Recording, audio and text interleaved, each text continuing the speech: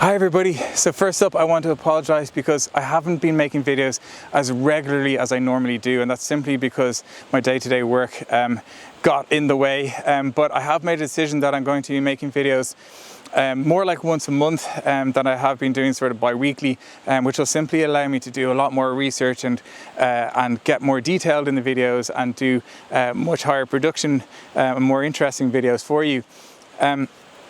All that said, today is going to be pretty cool because I'm going to bring you around the land to show you my plans so far, which I haven't done before. The land is comprised of 5 acres, and that more or less is built of 4 different fields, which vary quite a bit in their makeup and their soil type and things like that. And as I always say, the important thing about biodiversity for me is diversity, and to bring in a variety of wildlife, I'm going to have a diversity of habitats. So we're going to have our wildflower meadows, we're going to have woodlands, we've got plans for planting trees obviously, we've got wetland plans in terms of still water in the form of ponds, and in terms of running water in terms of the existing river that runs around the land. We've got plans for permaculture, and that is something that I haven't mentioned before as well, is that we are actually going to be, my family are going to be living on the land. And that's really important because we're going to be here at all times to help manage the wildlife, but it's really important for us to be part of it because we are a part of nature, right? So we're going to be part of the biodiversity here and help it along. But also we're going to be able to bring people in to educate and inspire and to show people really what Irish wildlife is all about and how cool it can be. So that's a really important part of it for us. But in terms of the permaculture part of things, that's going to be about trying to create a food source for our family on the land, and we're only very much getting started on that. And then we'll be doing a bit of kind of natural landscaping and obviously native hedgerows as well. So there's a lot going on, but I think I've got to a point where I've got a pretty good kind of foundational plan for the bigger, chunkier jobs. And I'd love to run them past you because I know a lot of people who watch this channel will have great expertise and experience and be way further ahead in projects like this than I am. So any kind of advice you can give me in terms of maybe where I'm putting the pond or how I'm doing my wildflower meadow or what trees to plant, anything like that, feel free to throw some comments in. But yeah, come on, let's go check out the land. Okay, so this is the first field, and it's actually the biggest field, and because of that we've got plans for 2 habitats. One is wildflower meadows and the other is native woodland, which I'll bring you through shortly. But I've already made a video on wildflower meadows. I don't know if you saw it, but a few months ago I tried to document as much of the insect life that was already here as possible, and there was a great variety here, but there can be a lot more.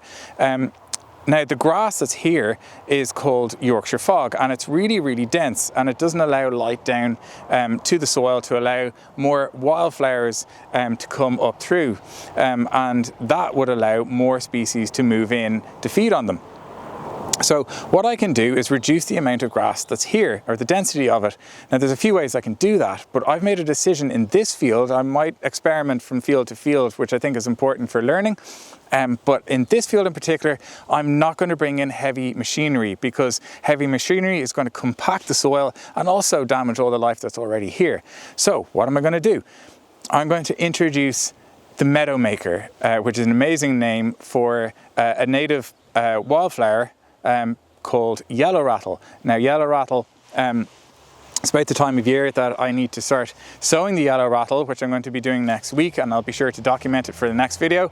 But yellow rattle is semi-parasitic to grass, and what that means is if I plant it into the soil here, it will kill off some but not all of the grass, and that will allow the native wildflower seed bank that should already be here to come up through, and I shouldn't have to plant anything. And by the way, those seed packets that you see in shops usually tend to be not native. Now sometimes they are, but they tend to be not native wildflowers, and that can actually be detrimental and have an impact on our native wildflowers, like cornflower, for example. I know our native one is suffering, and introduced varieties are thriving. So examples like that. But what I'm going to do is introduce yellow rattle, which will reduce the amount of grass here and allow our native wildflowers to come up through. And that's simply, as step one, all I'm going to be doing. But that is the plan for the wildflower meadow. So come on down and I will show you the next phase, which is going to be at the other end of the field,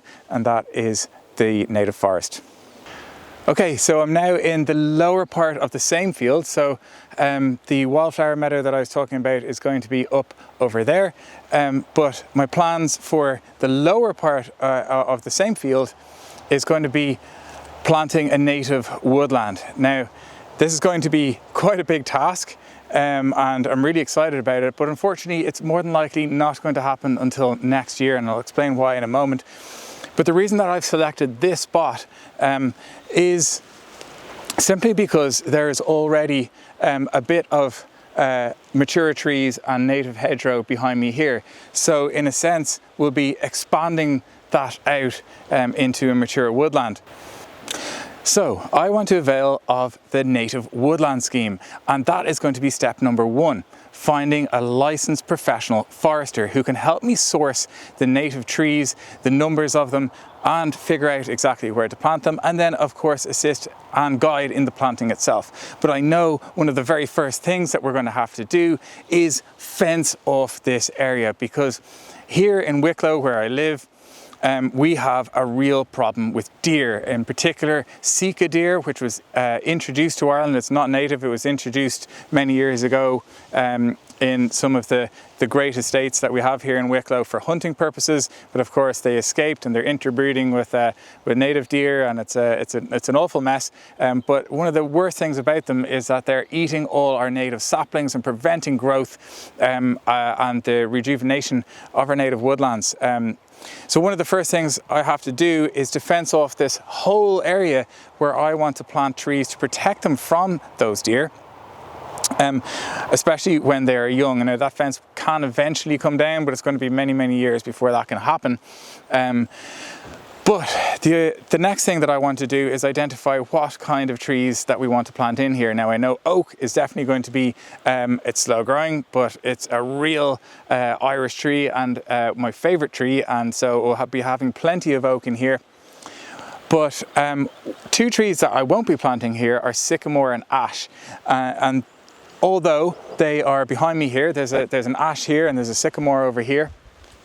But the reasons for that is sycamore, although it is actually a great habitat for wildlife, it's not actually native to Ireland. Now that's not necessarily a problem, but I already have big numbers of it here, so I just don't need any more. It's already providing nesting spots for birds and things like that. There's a bee very late in the season, which is cool. And then there's ash, and the reason that I can't plant ash, and by the way, sycamore and ash are the two most common types of tree in the country, with ash being number one and sycamore being number two, even though it's not native. But all across the country we have a disease of our ashes called ash dieback, and it is called ash dieback because the tips of the branches get the disease first, and it works its way back to the trunk itself, and it takes a few years to kill a mature tree, but it is evident in some of my trees here. But for that same reason, because the disease is still in the country, people simply can't plant ash. So unfortunately, ash will not be going in despite it being native, and sycamore because it's not native. Really looking forward to that, but the reason that I can't do that until next year is simply because you don't plant trees until the new year, and I'm going to miss it this year, so that'll be next year's project. Okay, so this is the second field, and to be honest, this is my favorite field because it's just really lush and really unusual in terms of its makeup, because it's surrounded by tall trees and a big bank over there, which I'll show you in a minute, and the river. But it's also really damp, and so this has been designated, so to speak, as our wetland field. Now, I'm no botanist, but I can see straight away from the plant life around here that are quite reed-esque, I would say, that this clay, the clay soil here, it's a really dense clay, is really sodden. And I know that some in the winter, some pools of water appear and they kind of stay there for a majority of the winter. And that indicates to me that the water table is only just below the surface, maybe a couple of feet. So this is the place where we're going to build our pond, but we need to rein it in even tighter and know exactly where we're going to put it. And to do that, what we decided is not to place it too close to the river, and certainly not to use the river as a water source to fill the pond. The reason being, we don't have control and we don't know what's happening upstream. So if any water gets polluted upstream and then comes into our pond, then our pond is in trouble as well. So the river, and we shouldn't be touching the river anyway, which I'll talk about in a moment, but the river is not going to be the source of water for our pond. The second reason that I don't want to build the pond too close to the river is that when we have a freshly dug pond and we get some heavy rain, that might overflow, and the river and the pond might meet on land. All the sediment from a freshly dug pond will be then spilling into the river, which won't be too beneficial for all the life that lives in the river for that period of time.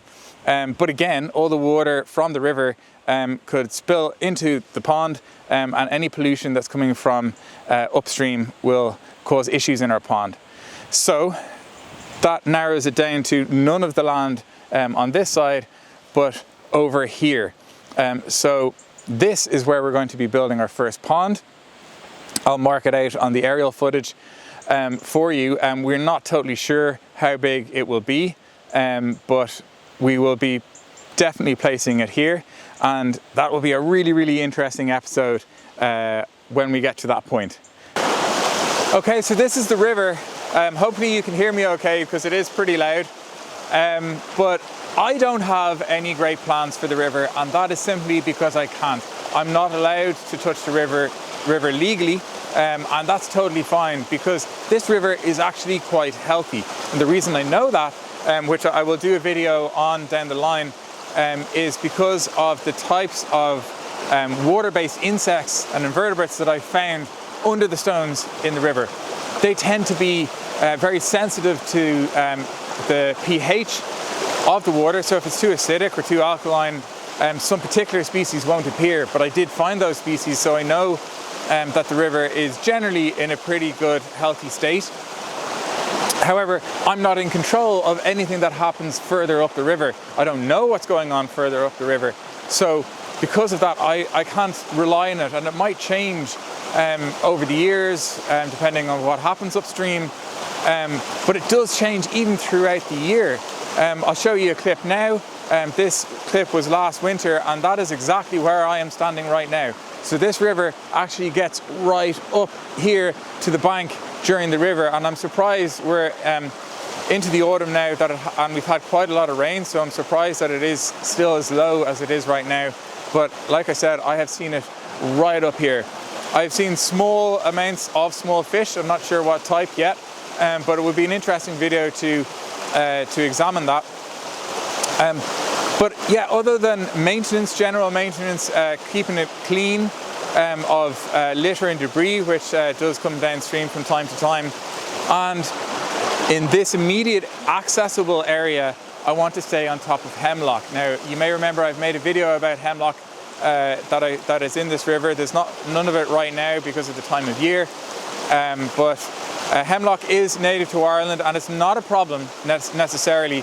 But I did do a video to see how much of it is actually in the river. I got my waders on and I went down the river and did find a huge amount of it. But that's one thing that I do want to do, simply because of children and a safety aspect. I want to make sure that there's none in the areas that are the areas where you would access the river, because the river, to be honest, on its own is already a safety hazard for children. So I don't need hemlock poisoning people on top of that. So yeah, check that video out. I have been told actually by neighbours that they have seen kingfisher and otter here in recent years. So that would be amazing to see them coming back. I've seen mallard duck and I've seen heron here, and like I mentioned, I've seen small amounts of fish. So we'll be investigating that in more detail over the months to come and getting the camera under the water. But that is the river.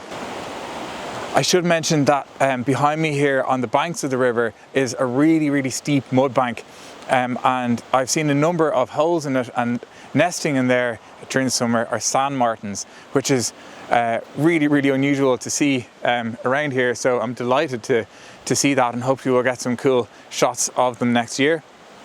But the other cool potential I would think is that those nesting holes could also be used by kingfishers, because kingfishers also nest in holes along the banks of rivers. So that mud bank may not look like much, but hopefully it will provide quite a bit of interesting wildlife to film in the months to come. As you can see behind me here, there are actually quite a number of mature and pretty tall trees around the land, and what I want to do here is increase their nesting capabilities for birds and for bats. So what I'm going to be doing is, my plan at least, is to build them myself. I'm going to build as many bird boxes, nesting boxes and bat roosting boxes as I possibly can, and put them up all over the land to provide as much opportunity for birds to find places to nest and for bats to roost in the years to come. Now, you may remember when I interviewed Susan over at Bat Rehabilitation Ireland and the amazing work that she does, we talked about bat boxes. And they have to be quite specific in terms of their dimensions and even the paint that goes onto them. Right now we're coming into autumn, and it's going to be a bit too late to be putting up the bat boxes because the bats will already be starting to roost for the winter, to hibernate over for the winter. So what I'm going to be doing is at least making the boxes and getting them and identifying where they should go, because bats can be quite particular about the orientation of their nesting boxes in regards to heat and the direction of the sun. So I'll be figuring all that out. When it comes to birds, I'm going to be building a variety of sizes and shape of nest boxes. So birds, there's a red kite flying over me there. So birds can actually be very particular about the type of nest setup that they have. As you know from my video about swallows, for example, those birds would not go into your stereotypical nesting box that a blue tit or a robin might go into. So it's important to have, as always, that word, a variety or diversity, biodiversity of nesting boxes and setups throughout the land. The dream would be to get barn owls moving in here, because I do know that there are barn owls in the area. Barn owls tend to like to hunt in quite open fields, and these fields are actually quite enclosed, and it would only take 2 seconds for a barn owl to fly from one side to the other. So it's not really ideal for barn owls, but it would be amazing if they did move in here, because there are some bigger open fields not too far away. But when it comes to a bird of prey at the top of the food chain like that, I would only put up one barn owl nesting box. They're very large anyway, they need to be quite high up, but it would prevent competition for voles and mice and the small mammals that they hunt on. So it would be important that I only have one of those if I was to introduce that. But in terms of your garden birds, for example, I will be placing a good abundance of nesting boxes throughout the land on all of these trees. You may remember in my video with Wild Acres, we talked about microhabitats. Now, microhabitats are quite an easy win, and they can vary in structure and setup, but for the most part, I'm going to be doing log piles. Now, I know this isn't quite log piles, it's more a branch pile, but it has the same principles. This is Leylandia or Leyland cypress. It was a very commonly planted tree or shrub, I should say, in the 70s and 80s around properties and houses. But the amount of it that I have here, I am going to remove. And all I've done is left it here over the last couple of months. And already I can see that it has become a great habitat for invertebrates. So insects have moved in and made it their shelter and their home, but it's also a great place, for example, for hedgehogs to hibernate and overwinter, or simply take shelter from potential predators, or to hide, as with other small mammals and rodents. And because of the amount of invertebrates that will go in under the logs and under the branches, and they might hibernate there over winter as well, it provides a good food source for all the birds and mammals that will feed on them. So this suddenly becomes a hunting ground for small mammals and birds, as well as a place to live. And I'll vary them up. Sometimes microhabitats can be as simple as a plank of wood on the ground, which you may have noticed when I talked to Brian over at Microwild. He had a number of planks of wood on the ground, and we found really, really interesting stuff, including pseudo-scorpions, what I had no idea even existed in Ireland. So microhabitats, a very, very easy win. Okay, so this is field number 3. Oh, the sun's just come out for me. And this one is a little bit different. We don't have plans for the entire field, but the plans that we do have for most of it are going to take up a good chunk of it. And that is permaculture. As we mentioned, we're going to be living on the land, so we're going to be trying to provide as much food for ourselves as a family as we can, and that is where permaculture comes in. And I expect this aspect of it to grow over the years to come, and I'll be sure to document it as I go. But right now, we have simply been planting some native fruit. So we've got raspberries here. And we have a greenhouse, glass house behind me here, which I will be building very soon.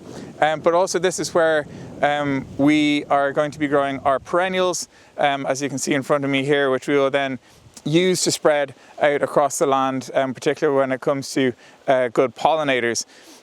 We'll also be doing vegetable beds around here, and we're going to do quite a sizable amount of permaculture in this acre or so. So that is the plan for a good chunk of this land, and as with all 4 fields, lots of native tree planting wherever possible, and a bit of management of the mass of brambles, especially along the boundary of what will be our veg gardens. So permaculture is something that I know a basic amount about, but there's a huge aspect to learn. So it will be really interesting to document, and you guys can learn along with me as we go. So that is the plan for field number 3. And this is the 4th and final field. And to be honest, I don't have concrete plans for that field yet, but that's okay, because I've got so many other plans, as you already now know, across the rest of the land.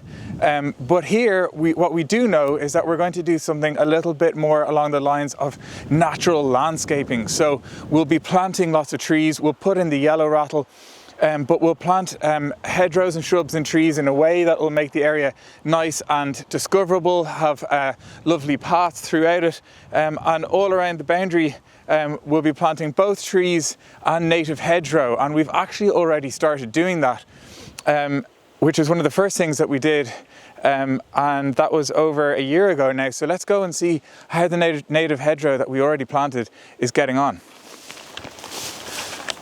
So it may not look like much, but this is the native hedgerow that we've planted so far. And there are actually well over 100 trees and plants all the way along this wall. So it was quite a bit of work, and everything is native. So we have bird cherry, crabapple, hazel, witch hazel, hawthorn, blackthorn, rowan. And I think that's it, but a good variety, which will also create a variety of habitats and food sources for a variety of invertebrates and birds in the years to come. But they're off to a fantastic start. We did do quite a bit of work to keep the grass back until they got to a much healthier size where the grass wasn't going to impede their growth. But when they went in, they were only about a foot tall, so they have really shot off, which is great to see. And we also had to keep the brambles back. We're not totally in control of those because they're actually growing from the other side, but we have brambles, as you can see, all around the property. Brambles are good and bad. Right now they're fantastic because of the amount of blackberries that they're giving us, and birds are a fantastic food source. And they're also, because they're so dense, they're also a great place for small mammals and birds to hide. But we probably have too much of it here, so we will be reducing the amount of brambles to allow more native hedgerow, like these ones beside me, to come up, because brambles simply just don't let the light down to the ground to allow these other native plants to come up through. And as I said many times, it's all about variety. So if we have only one majority of one type of anything, it will impede a variety of biodiversity coming into the land. So that is the very start of our native hedgerow, and lots more to come, as you'll see. Well guys, that is essentially the grand tour. I hope you enjoyed it. I'd say things will probably change a little bit as things progress, but like I said at the start, if you have any recommendations or changes, or you think I'm doing something terrible, or additional things I should do, or little tweaks, please let me know in the comments below, because I'm learning and I know a lot of you guys out there have great expertise. So any advice would be really, really valuable to me. And as always, please feel free to subscribe. Thanks again for watching, and I'll see you on the next Rewildlife.